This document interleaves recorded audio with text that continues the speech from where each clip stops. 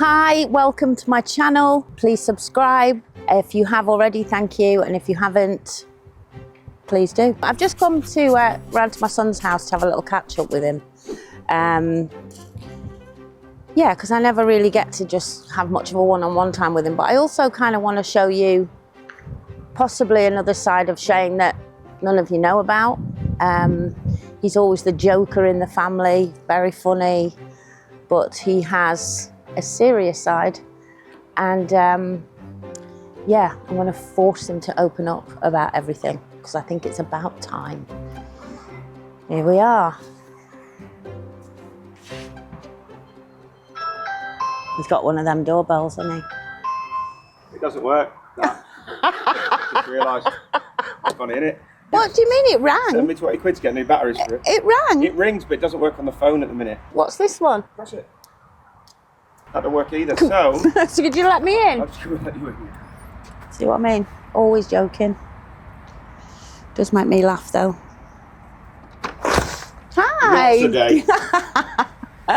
Right, Mum, this is my house. You never seem to come here, so... I do. We're always watching bloody football. Oh, right.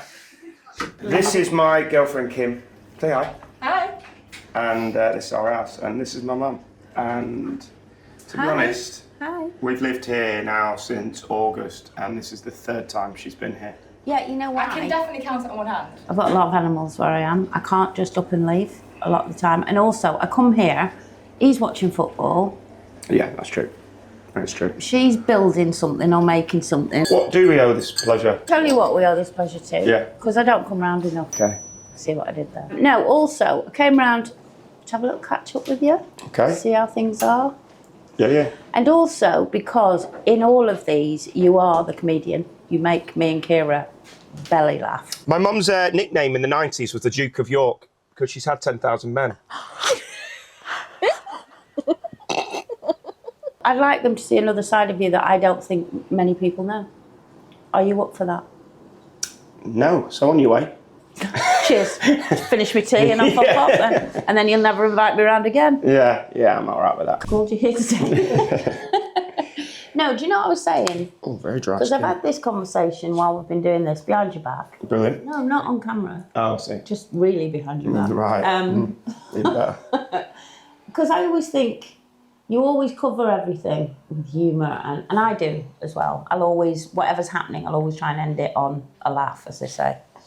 But you've been through some real shit, actually, haven't you? Yeah. That we've never really talked about. In fact, I haven't even outed you on Loose Women about all this, because it was really bad time and really hard for everyone concerned. Do you know what I'm talking about? There's been a few. I'm trying to think which one. Your addiction and your rehab stint. Right. Yeah. It was a hard time, that, wasn't it? Yeah. And I don't think people think of you like that. Well, I think they saw me as the party lad. I don't think a lot of people, well, close friends and family, went to rehab and stuff. And thanks to you, thanks to you and other family members that I went through it. And I'm going to be honest, I really enjoyed it.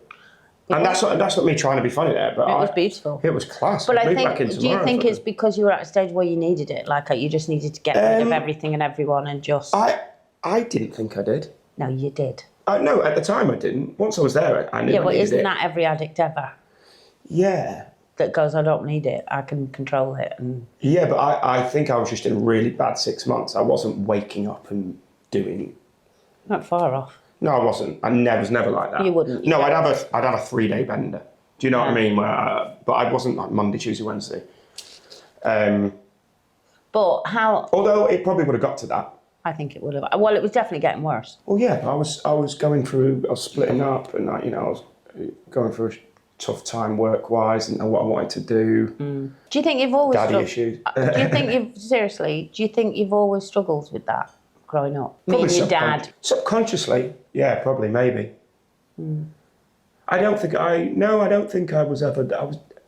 No, but did it make you feel... I just don't... I honestly... I love you, but I really don't care. No, I don't think you cared about necessarily. And that sounds harsh, fame. but do you know what I mean? No, nothing to do. I just mean like, I was just, you never showed us any of that. We never saw you breaking up. It was only, a few years later when all like Facebook, social media, that's when it probably got a little bit harder. But at the time, you kept us away from it all. Yeah, it's a good one. You were brilliant, actually. I only ever saw you cry once. Thanks. Oh, I did.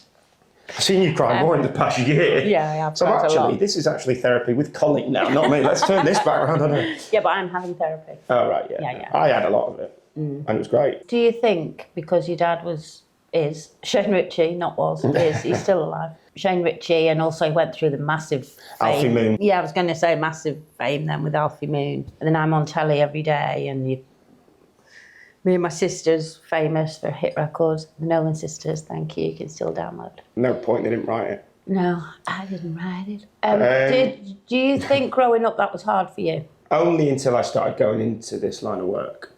Before that, I was football. I didn't really care. No, you didn't want to do it, did you? No, I wasn't. I didn't sing until I was... I'm trying to find out the pinpoint of when it all really started to crumble for you. Was it when you realised you weren't going to be a footballer? I think a lot of it... No. I didn't crumble till a lot later. I didn't crumble till my late 20s. No. Really. But why did you? I think because I couldn't go and play football anymore. I know it was little things like that. That I couldn't go. I was injured all the time. It really got me down. More than I thought. Because that was your passion. Getting up and going to play football or just little things like that. It actually really got me down. Even now, I play and I can't walk for 4 days and it's like, wow.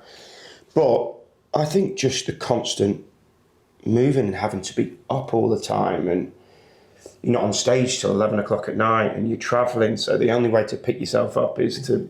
And then I realised I could gig doing that, and I was still good, you know what I mean? Yeah. Well, I thought, well, I was. I did a full-blown musical for a whole year doing it, and then I just think it was... I just let it get the better of me. Do you also think you're quite easy to persuade? 100%. So when mates first started going, I have signed up to every person that's come to our door. I pay £10 a month to deaf children I'm never going to meet. I remember when the time came when you passed out and split your head open early in the morning. And I just played football. Yeah, and then you passed got man of the match. And then split his head open. And then split my head open on the drive home. 8 staples or whatever it is in his head. That was my breaking point. Yeah. Because I thought, if this doesn't wake him up, I kept saying, he's going to die. To be fair, I was in rehab the following week. Yeah, I know. I instantly phoned Jake, sobbed on the phone to Jake. He'd just got off a plane and went, I'm getting on a train now up to you. And me and Jake spent all that week talking to the people, and they kept saying, we can't force him. No, I wanted to go straight away. Yeah, you did, when we mentioned it to you. But from a mother, I'll do it from a mother's point of view. You know, you go through... I just felt it was something I'd done wrong. I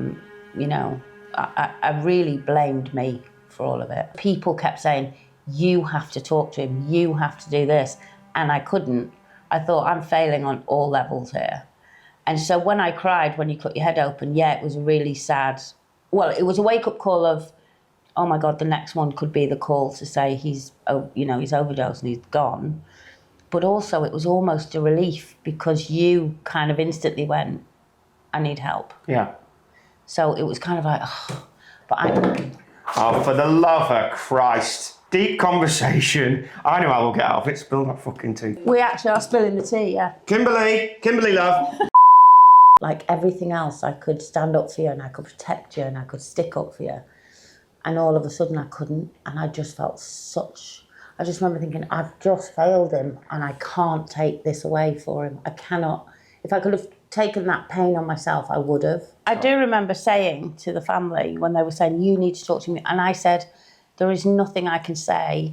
He's got to have some kind of, God forbid, but some kind of massive wake-up call. And whether that's an accident or... Yeah, no, unfortunately. I really thought, because every addict I've known, it's not that I've known loads of addicts, but even ones that have written in to me or whatever, or people that I've known who've lived with addicts, it's always, well, he lost everything, or he lost his job, or he had a car accident. Everything. It was like, they have to... Well, my job, really. I was on the verge of losing everything. Really. I think passing out and cutting your head open was a good moment. Yeah. Yeah, that was it really was a scary moment. That was scary. But it was a really weird feeling because when me and Jake brought him. I remember it really well. And then he walked in, and then me and Jake sat in the car. We got back in the car, and I remember we high-fived each other. because the week of him saying he'd go in, it was a week then before he was going in. Oh, I went bananas that week. I cried every single day that week because I was convinced he was going to turn around and say, I'm not going. No. Yeah, but I know, but I did. I thought, he's going to all of a sudden feel better. No, I didn't. That week before I went in, I went bananas. Yeah, but I didn't know that. I lived by myself at the time. But they told me all that. They said, just so you know, the week before he comes in, he will literally be off his tits the whole week, because that's what they do. They binge before they come in. Not right terminology. Well, you were off your tits. No, I was, and I was, yeah. But we high-fived each other. But I've got to tell you, I never was never not going to go. No, you were great, actually. I don't think I really hit a rock bottom until I was in rehab. When you had to open up about everything. Yeah. Well, rehab, you've just got 28 days. You get tests and everything before you go in, and anyone who knows or has been to rehab will know that you're in there with people who are all on your side in terms of... They all know. Right? Yeah, and everyone in there's trying to get better. So it's not as drastic as I thought it was going to be. Like I just thought it'd be me in a white padded cell, just shaking for a week. Yeah. I know he's safe. Yeah. And they're, along with him, are sorting it out. It was the most relief I felt within 2 or 3 years of, I just know he's safe. If only for a month, I know he's safe. And I had the best sleep every night because I knew he was okay. And they were really good at keeping you informed. They'd message a lot. Yeah, you can have your phones. I was texting you guys all the time. But you did still say things. I mean, even when you came out, you'd say things initially where I'd think, it's not helped him at all. He's going to go back onto it. Like, I only went in there to please you lot. Like, I didn't need it. Yeah, I said that as a gag. And I'm thinking, oh my God, he's not. I said that as a gag. Yeah, no, but you were at a point where we didn't trust you anyway, and you're coming out saying those things. I know, but that's just my coping mechanism. That wasn't. But then I know not to make those jokes in front. Like I'm now. I make jokes about it now, but But I was on the phone. But yeah, so at the start you do therapy and you do stuff like that, and they say your days are full, aren't they? Yeah. 8 in the morning till 8 at night. Or whatever. Yeah, 9 till 4, like a school day really. And you get homework, you have to take it back to your room and stuff. But it was early therapy. They say, would you like to make a Zoom call on the last week? And I said no for 10 days. And they're going to, and the Zoom call is basically going to be your closest family members telling you how you made them feel. So I was like, nope. But it was only like the 3rd or 4th time I went to therapy. I was like, no, I think I'm ready. The Zoom call was horrendous. It's hard. It was hard. I just had to sit there and listen to my mum, brother, sister, ex-wife now, but all just basically grill me for an hour, saying how they felt, and they're all crying, and then I was crying, and it was horrendous. But it's probably one of the best things I did in there. Yeah, and you couldn't say anything back, could you? And you had to just sit there. What you had to do as well, you had to write yourself a letter, and it got mailed to me 6 months later. You know what mine said? This is going to wind me right up. No, just put stop being a That's all it said. Really? Yeah, to myself. No, I hope you stop being T-U-N-T. And turns out I hadn't. I've just stopped doing drugs. So yeah, he's never quite lived up to that. Yeah. But no, it's. Do you know what? I feel like I'm glad I went through it all, though. I know it's horrendous for everyone. And, now I could talk about it on things like this and hopefully help people that are in my position. That's what I want to try and do now. Do you know what I'd like to say to people who are still doing it, or you, not because you're still doing it? They always think... You think it's scummy going to rehab? No, but I mean, when you're on it and you're going to parties and you meet, you're coming around to the house or whatever, and they think, oh yeah, I'm great and I'm full of chat and I'm alive and so. You have no idea how you are absolutely not. Yeah, but... You'd leave and people go... Oh. No, I know, but there's so many times where... Yeah, there was loads of times where I knew you guys knew I was at it, but there was loads of times where you thought I wasn't and I was.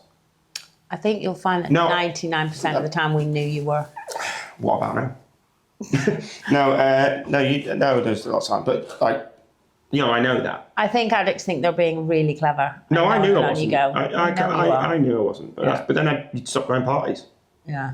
you just turn up for 10 minutes and make sure everyone's drunk before you turn, and then go out, and then it ends up being not partying. You end up just being by yourself It's and all alone. around, isn't it? Because it might be a great high for however long, but you were broke. I mean, you got into a lot of debt. Yeah. As everyone does, of Into any addiction, relationships, you fucked your marriage, really. All of those things. There's nothing good about it apart from that initial high, I guess. Yeah, but I must say the high when you come out and look at it after, it's not worth going through all that. No. At all.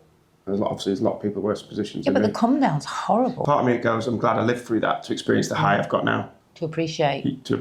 For months afterwards, if not, it's only till recently, really, where we've all just relaxed a bit. Yeah, of course. Because every time we saw him, or every time you were drunk and I don't go out anymore. You're a loud person anyway, aren't you? Like, you're the life and soul. And every time we had a party or a family get together, he'd walk out and people would go, he's on something. And I'd be going, and again, I went into mum mode. No, he's not. But then that'd wind me up because I never was. And then so you're like, well, I may as well now. Yeah, he used to go, well, if everyone thinks I may as well. And I was like, can you all please stop saying that he's on it, because he's just going to use that as an excuse to go back on it. I think the difference for me is you're just nicer to be around. Because you're still life and soul of the party, a bit too much sometimes. Yeah. When you're drunk, you're annoying. But you are you're just nicer to be around. I don't know. I didn't dread you coming around, but I kind of did, because it was horrible. And I just think you're a better person. I think you've grown up more. I think I've had to grow up, finally. I think I've got a girlfriend that's helped me through it all massively now, starting a family with her, so I think it's... So what would you say, though, to anyone out there who was like you? Don't let it overtake your life. Don't let it quit while you're ahead. It's like any addiction, gambling. Yeah, well, I like a flutter at football bet, but I'll never overstep the mark with it. When it starts really affecting not just you, but people around you, that's when you need to talk. I know, I was going to say... Especially young men, it's talking. Yeah, but you're rubbish at talking. You're better now, but back then you were rubbish. Remember all the times I tried to trap you in the house to have a conversation? No, it wasn't. So anyone out there who's watching who may be experiencing anything that we've talked about, whether you're an addict yourself or a family member of, we hope in some way this may have helped you. Know that you're not alone. What's the word? It's not sore subject, but it's a real taboo, I suppose, speaking, especially young men. Young men don't talk about it. Or any mental health issues, they're terrible with it. Yeah, and I know it's women as well, but I feel like men we're crap at it. See, he's not always a prick. No.